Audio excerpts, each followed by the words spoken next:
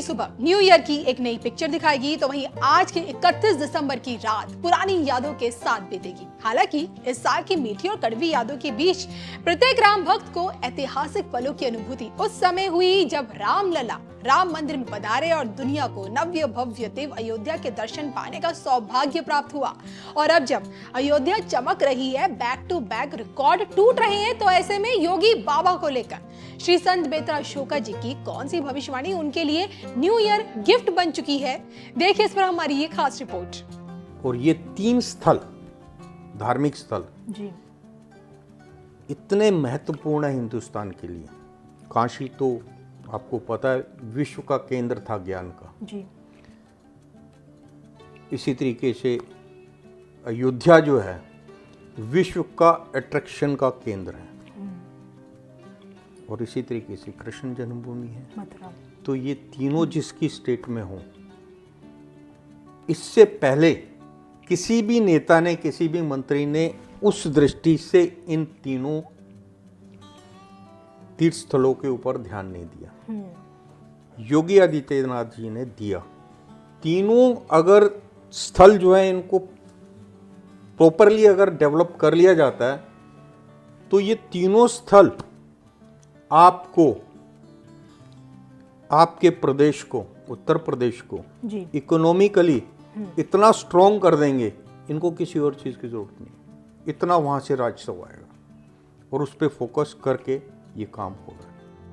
अयोध्या पर 2 साल पुरानी राष्ट्रभक्त विश्वविख्यात सुदर्शन चक्र ज्योतिषाचार्य श्री संत बेत्रा अशोका जी की यही भविष्यवाणी आज की सबसे बड़ी हकीकत है, क्योंकि साल 2022 में उन्होंने जिस अयोध्या की तस्वीर धर्म ज्ञान के माध्यम से दिखाई, आज उसी तस्वीर की खूबसूरती योगी बाबा बन बैठे हैं। श्री संत बेत्रा अशोका जी ने साफ शब्दों में ये कहा कि हिंदुओं के मुख्य 3 तीर्थों पर योगी बाबा का फोकस रहेगा, जिसके चलते यूपी की इकोनॉमी बूम पर रहेगी। देखा जाए तो अयोध्या में आज ये सब हो रहा है क्योंकि नए साल की शुरुआत से पहले पर्यटन विभाग की ओर से जारी आंकड़ों ने हर किसी को अचंभित कर रखा है। पर्यटन के लिहाज से अयोध्या ने टॉप किया है, ताजमहल को पछाड़ दिया है, या फिर यूं कहें कि प्रभु राम के आगे ताजमहल की चमक भी आज फीकी पड़ चुकी है।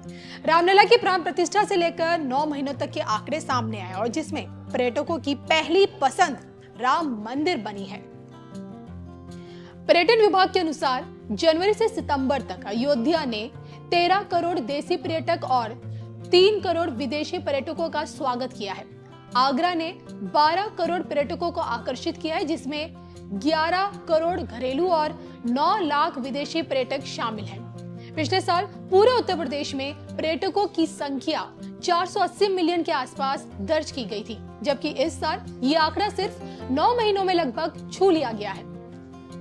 तो देखिए, इसमें कोई शक नहीं कि आज के डेट में भी ताजमहल का दीदार करने वालों में विदेशी पर्यटक सबसे आगे हैं, लेकिन रामलला की प्राण प्रतिष्ठा के बाद से आगरा आने वाले घरेलू पर्यटक पिछले साल के मुकाबले कम जरूर हुए हैं। रामलला के आ जाने से अयोध्या इतनी बदल चुकी है कि जिसे देखने के लिए भक्तों के लिए पैर रखने तक की जगह नहीं है। नववर्ष की शुरुआत में अपने आराध्य के दर्शन पाने की इच्छा रखने वाले राम भक्त अयोध्या पहुंच रहे इस वक्त। और वैसे तो देखिए, रोज के 1 लाख से भी ज्यादा भक्त प्रभु राम के दर्शन करते हैं, लेकिन नए साल के पहले दिन ये आंकड़ा 3 गुना ज्यादा होगा, जिसे देखते हुए योगी सरकार एक्टिव मोड में है। गौर करने वाली बात देखिए ये है कि मंदिर निर्माण से लेकर प्राण प्रतिष्ठा और अब अयोध्या का सौंदर्यीकरण कार्य, हर कदम पर योगी जी फुल एक्टिव दिखे। उनकी साफ नीयत और कोशिशों का नतीजा है जो आज देखिए ताजमहल से ज्यादा अयोध्या चमक रही है, और यही चमक आज के योगी को कल का मोदी भी बनाएगी। लेकिन क्या आप भी यही सोचते हैं? कमेंट करके बताइएगा जरूर।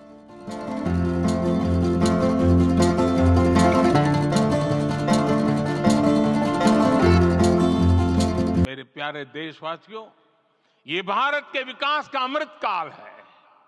आज भारत युवा शक्ति की पूंजी से भरा हुआ है, ऊर्जा से भरा हुआ है।